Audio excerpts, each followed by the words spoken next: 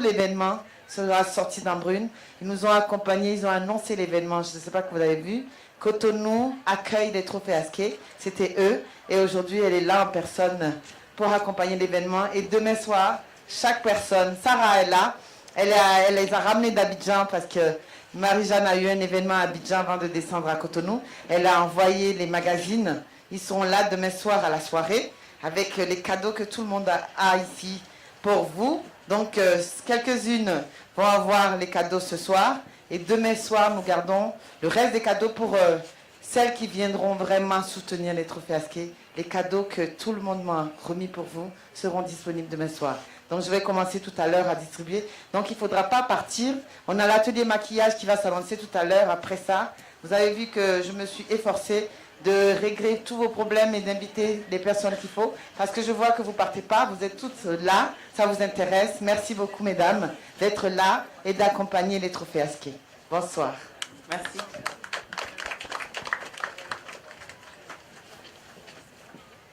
Donc, je vais reposer la question, mais j'ai bien vu qu'il n'y avait aucune main qui s'est levée. Je repose la question. Qui n'a jamais souffert d'alopécie ici? Ah, j'ai une main. Un monsieur. Il y a quelqu'un qui me dit c'est faux. Il ment. Quelqu'un d'autre? Donc en fait, un homme. Ouais. En fait, là, justement, quand on parlait de fléau, eh bien c'est ça. C'est-à-dire qu'on est quasiment à 100% ici présente dans la salle, mais sur le continent africain et au niveau de la diaspora tout entière, les femmes noires de par le monde sont touchées massivement par ce fléau. Nous sommes le seul peuple au monde à souffrir aussi massivement de ce fléau. Donc c'est qu'il y a un problème chez nous. On a commencé à l'identifier tout à l'heure.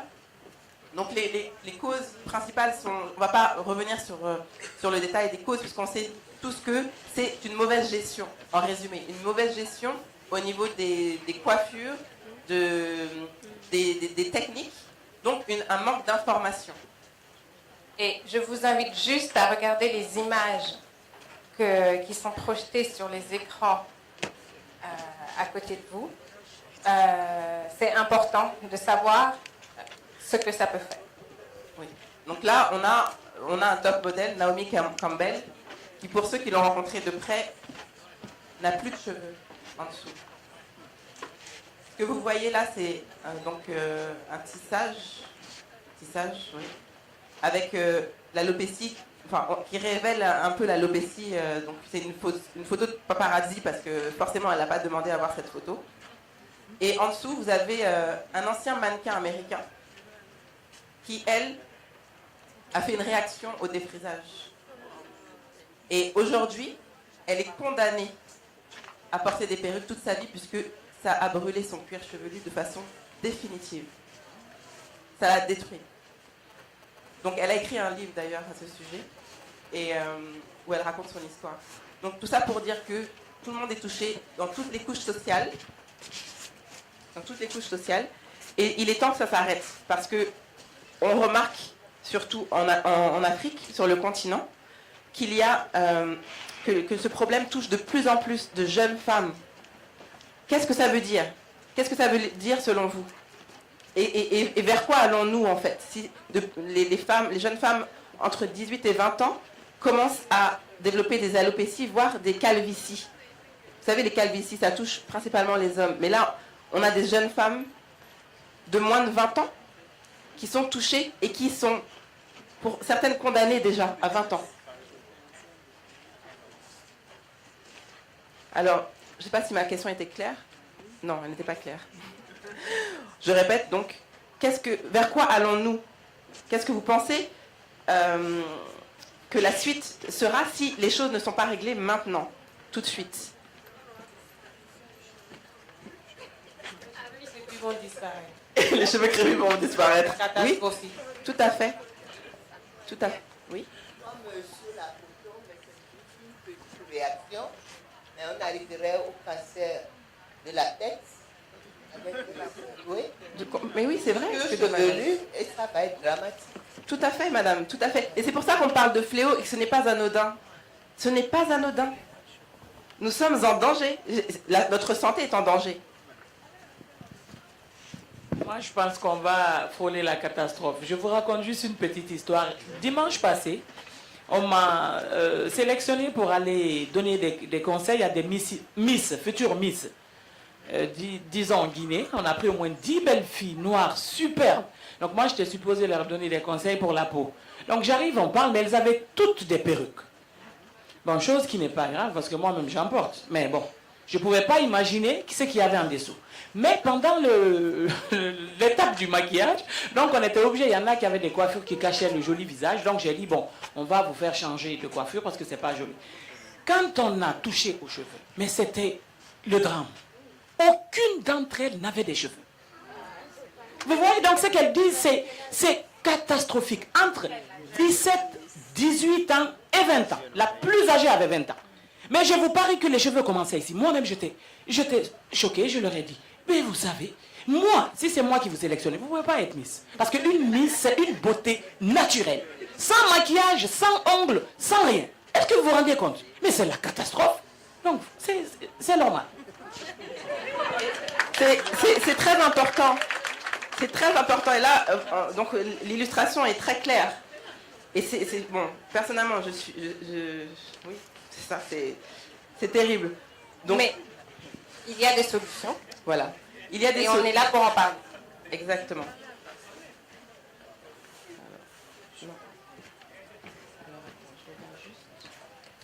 Je reviens juste rapidement aux solutions.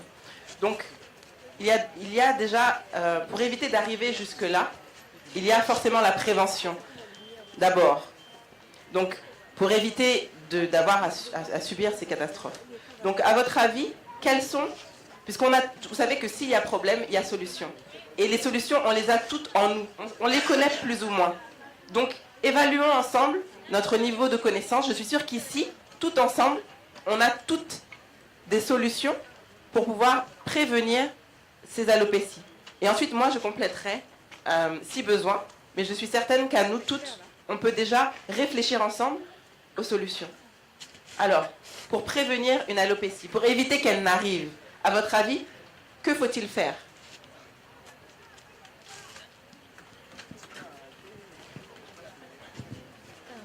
C'est d'arrêter d'utiliser des produits qui ne sont pas adaptés à nos cheveux. D'arrêter de les défriser avec des produits qui les détruisent bien, qui les cassent. On prend différentes... Ah, super, merci. Arrêter le défrisage, d'une part, éviter les tresses qui tirent sur les cheveux, surtout au niveau des dents, privilégier les coiffures naturelles qui ne demandent pas les tissages à colle par exemple. Parce qu'il y a certaines colles qui ne sont pas de bonne qualité et qui arrachent le cheveu à la racine. Tout à fait. Très bien. Tout le monde a entendu? Pardon. Savoir choisir sa coiffeuse. Savoir choisir sa coiffeuse, très important. Ici à Cotonou, on veut gagner du temps. Tu arrives, la patronne, elle est peut-être bonne, mais il y a une apprentie qui tire tes cheveux dans tous les sens. Elle veut faire du chiffre et donc t'as beau crier, elle tire et ça se passe. Tout à fait. Merci. Il y a d'autres mains levées là-bas. Je pense que la plupart des femmes doivent aussi comprendre de laisser les cheveux respirer de temps en temps. Pas enchaîner tissage sur tissage sur tissage, tresse sur tresse sur tresse, juste parce qu'elles ne veulent pas s'occuper de leurs cheveux au quotidien.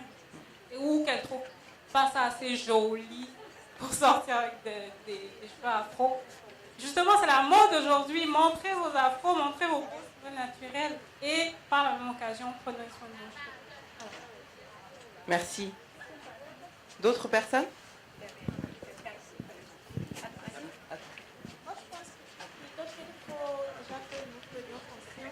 Vous pouvez parler près du micro, s'il vous plaît? Parlez près du micro. Je pense qu'il vaut mieux que nous prenions conscience du danger auquel...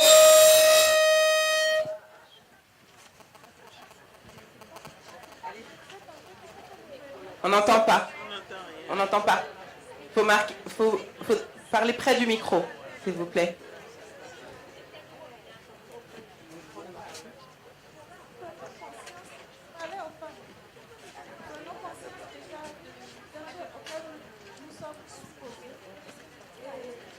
On n'entend pas. Oui, attendez, je me rapproche, je vais répéter ce que vous dites.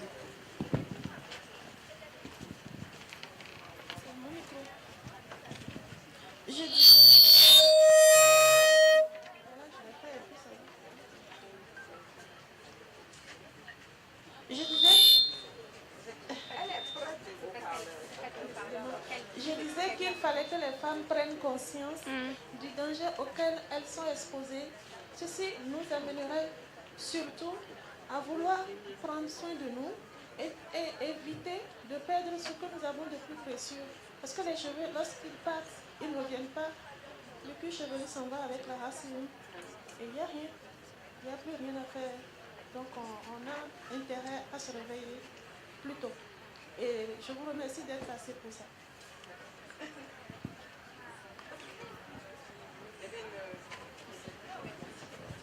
Merci.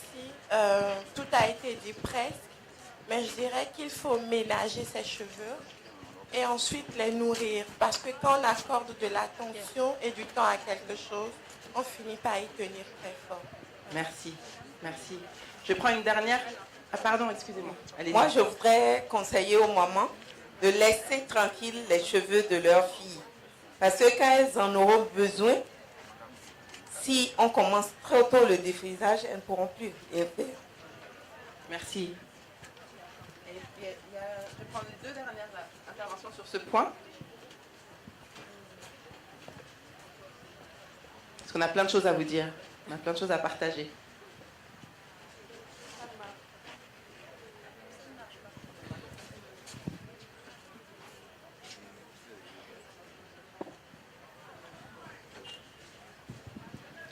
Bonsoir, merci beaucoup. C'est pas pour répondre, mais moi j'ai d'autres préoccupations. Et jusque-là, je ne me retrouve toujours pas. On dit il faut sauver le cuir chevelu, il ne faut pas se défriser. Ben, paradoxalement, moi je connais des dames qui ne se tressent pas, mais j'ai plus de cheveux encore plus qu'elles. Je ne sais pas comment ça se passe. Beaucoup de gens croient que ce n'est pas en se tressant qu'on garde sains ses cheveux, mais ce n'est pas totalement vrai, c'est relatif. Parce qu'il y a beaucoup de personnes qui ne se tressent. Je connais des dames qui ne se tressent pas, comme moi, mais quand on enlève mes tresses et qu'on regarde leurs cheveux, mes cheveux ont beaucoup plus de volume. Donc je me pose beaucoup de questions. Je ne sais pas quoi faire pour que le cheveu garde le volume, tout ce que vous dites. Vraiment, c'est... Je ne sais pas quoi dire. Oui, c'est une coiffure. Oui, non, je ne suis pas coiffeuse. Comme il y a eu plusieurs choses dans votre intervention, je voudrais être sûre de comprendre ce que vous dites. Vous êtes en train de dire, je reformule pour être sûre, donc vous me corrigez si ce n'est pas juste, d'accord? Donc vous trouvez qu'il y a un paradoxe entre les personnes qui se tressent, c'est ça? Non, qui se défrisent, et celles qui portent des tresses et qui ont quand même un cheveu beaucoup plus volumineux, c'est ça? Alors, j'ai rien compris, pardon. Je vous explique. Je pars des réponses des dames ici qui disent que pour garder les cheveux sains, il ne faut pas se défriser, il ne faut pas se tresser, il faut laisser les cheveux. Et je pars de cette réponse pour dire que moi j'ai un problème, que je connais des dames qui ne se tressent pas, qui ne se défrisent pas, mais qui ont un problème avec leurs cheveux. Merci. Vous vouliez dire? Moi, en parlant d'alopécie, je vais dire qu'il y a certains cheveux, il faut savoir aussi choisir le type de cheveux qu'on fait. Par exemple, il y a certains tissages qui sont fermés ou certaines extensions qui après, tu vas voir que ça laisse des plaies ou tu perds ton cheveu à une partie stratégique. Ça peut être au milieu ou quelque part. Je suis sûre que c'est arrivé à plusieurs personnes dans la salle où en défaisant les cheveux, tu te rends compte que tu sais pas comment, peut-être tellement l'extension était hermétiquement fermée, tu grattais ou je sais pas, c'est une forme d'alopécie aussi. Donc faudrait savoir le type de cheveux qu'on fait pour ne pas perdre des cheveux à des endroits vraiment tragiques, quoi. Le type de cheveux, c'est le type de mèche qu'on utilise. Très bien, d'accord. Merci pour toutes ces réponses. Je vais résumer rapidement. Donc, effectivement, on avait raison. Toutes les réponses sont là. Alors, il y a des choses que je vais moduler, surtout de ce côté-là. Mais effectivement, les tresses, quand on fait une tresse, vous savez, quand je tresse, c'est comme une caresse, une tresse. Ça devrait être une caresse. J'ai appris d'une superbe tresseuse malienne qui, quand elle me tressait, je m'endormais. C'était la seule personne qui pouvait toucher ma tête, d'ailleurs. Je n'ai jamais plus autorisé personne à toucher ma tête à partir du moment où je l'ai connue. Et elle m'a transmis l'art de la tresse bien faite.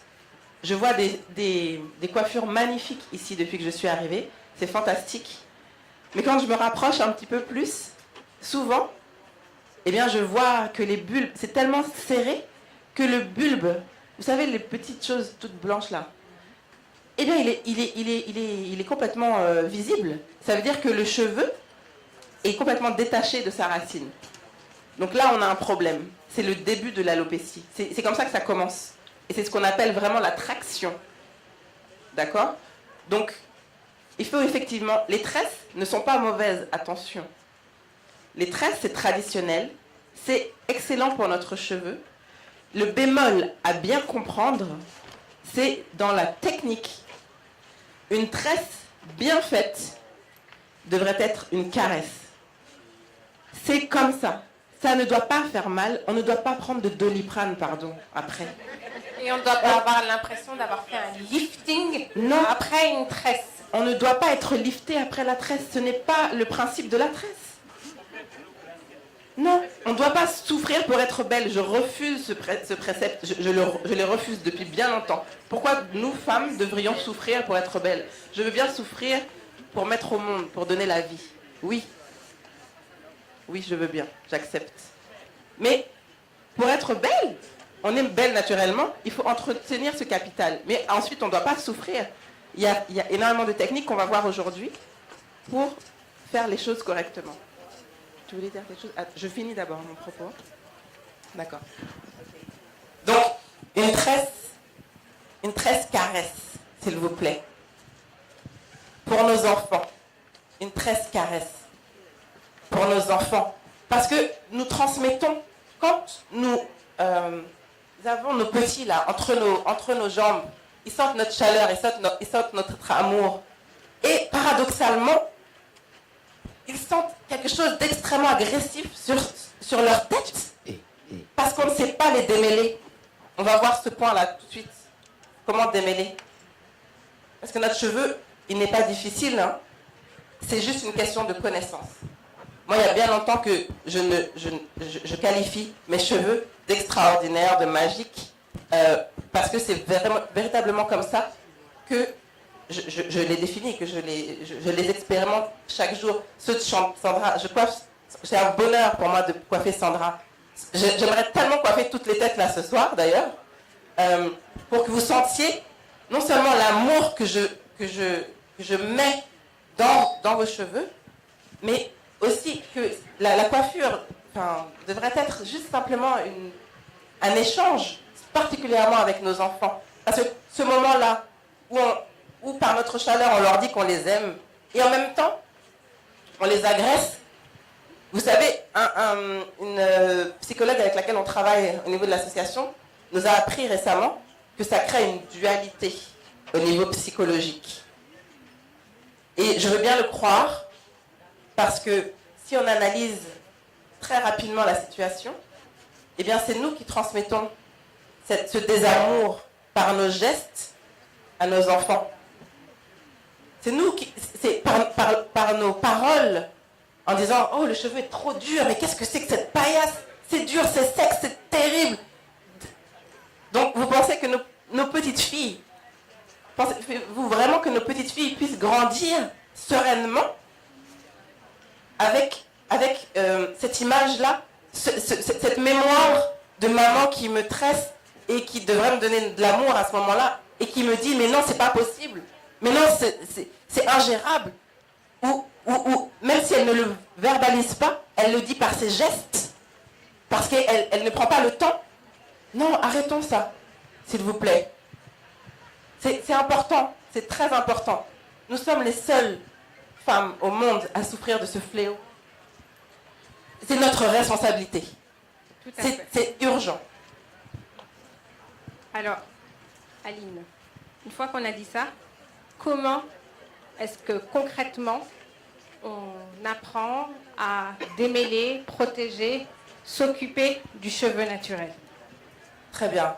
Donc, encore une fois, je ne vais pas répéter ce qui a déjà été dit, mais les principes de base, c'est l'hydratation.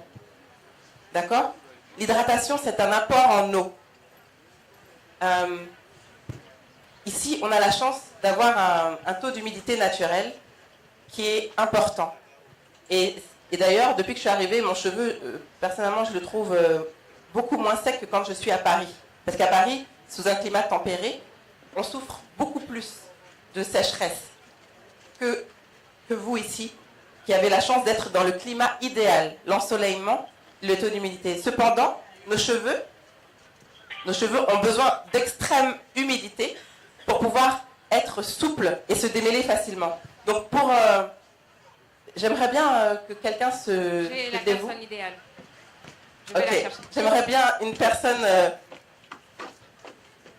qu'une personne se dévoue pour que je puisse faire une démonstration rapide du démêlage, du bon démêlage, des bons gestes. Et d'ailleurs, 2 personnes, une avec un cheveu, deux textures différentes, même le plus dur, comme on dit souvent. Magnifique. Alors attends.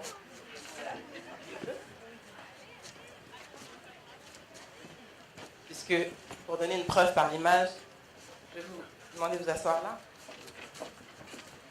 Je me sers. Alors, 2 types de cheveux différents. Parce que les textures afro sont multiples. On a le cheveu crépus serré. Serré. On a le cheveu crépus serré, très très serré, comme madame, comme moi. C'est le crépus number 1, comme je l'appelle, avec une frisure vraiment très très serrée. Une 3e chaise, Sandra, s'il te plaît. Mademoiselle, merci. Très serré. Ça, c'est ce qu'on appelle... Il y a une classification qui a été faite aux États-Unis, mais bon, je ne rentrerai pas trop dans ce détail technique. On parle de l'essentiel aujourd'hui. Il faut juste retenir qu'il y a différents types de frisures. Donc, nous avons une frisure très très serrée, en Z, comme celle-ci. Comme ça. Il fait comme ça, d'accord? Très serré. Ensuite, nous avons une texture ici. Vous avez mis du gel, madame. D'accord.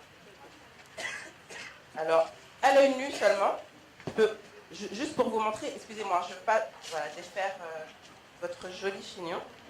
On parlera des produits parce que ceux-là ne vous conviennent pas. Du tout. Excusez-moi, on se verra en privé. Mais c'est important. Donc, est-ce que tout le monde voit les différences déjà visuelles? D'accord? Une frisure extrêmement serrée. Une frisure moyenne. Là. Une frisure un peu plus, encore un petit peu plus libre, plus lâchée, voilà, c'est ça. Donc là, on est plus dans une forme de S. Donc un cheveu crépus s'apprécie, comme je disais, quand il est hydraté, quand il est mouillé.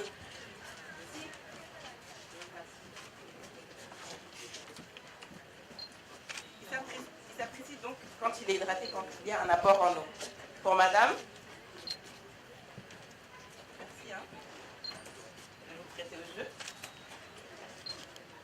comme le cheveu n'est pas totalement mouillé, vous allez voir comment il se transforme. Je ne connais pas cette dame, mais je sais que... Enfin, si, je sais qui elle est maintenant, puisqu'elle est présentée. Et on ne se connaissait pas avant, donc je ne connais absolument pas son cheveu. Par contre, je peux vous dire que forcément, il va se transformer en état d'humidité. D'accord? Vous voyez? Et c'est là que, c'est quand il est humide qu'on apprécie sa frisure, d'accord?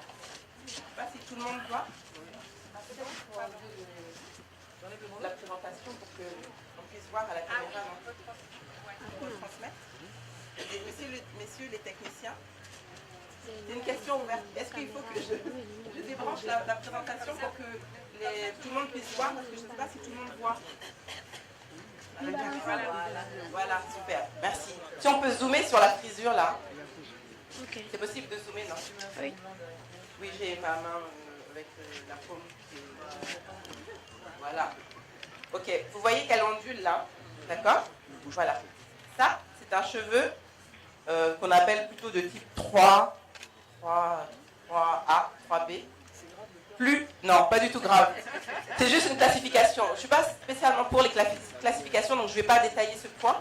Ce qui est important de retenir, c'est qu'il y a différents types de cheveux, donc différents types de produits, donc différents types de routines.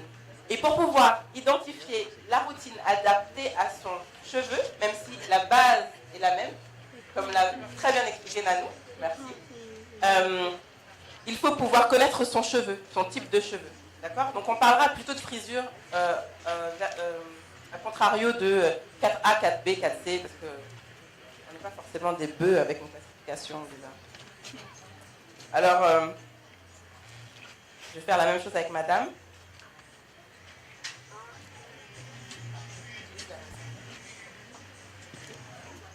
Ici. Donc,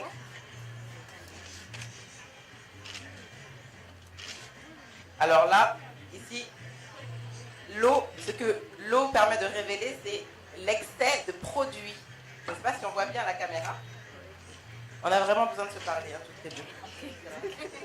Alors, l'excès de produits. Je ne sais pas si on voit bien la caméra. Vous voyez les résidus là? Le cheveu a tellement de produits qu'il n'est plus en capacité de l'absorber en fait. Il y en a trop. Donc, c'est la même chose pour que le produit soit naturel ou à moitié naturel, etc. De toute façon, quand on utilise trop de produits, le cheveu sature. Donc, la quantité d'huile, etc. qu'on utilise, là, il va falloir se calmer parce que c'est pas la quantité qui fait le résultat. C'est le bon produit, la bonne application, dans l'ordre, dans la routine. Donc, effectivement, l'eau avant, puis les huiles ou la crème. Et ensuite, la crème qui est hydratante, puis les huiles et le beurre. Donc là, vous voyez que la frisure est encore différente, elle est plus resserrée, d'accord? Je termine ici. Là, le cheveu crépus serré, alors ce type-là, je le connais très bien parce que c'est le mien.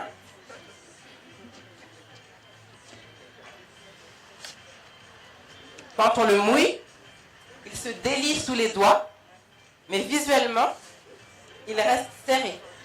D'accord? Donc, aux États-Unis, on appelle les types de cheveux de ces deux dames, chères dames, un type wash and go. Ça veut dire que ce type de cheveux permet, quand on les lave et qu'on les rince, quand on a le cheveu encore humide, de littéralement presque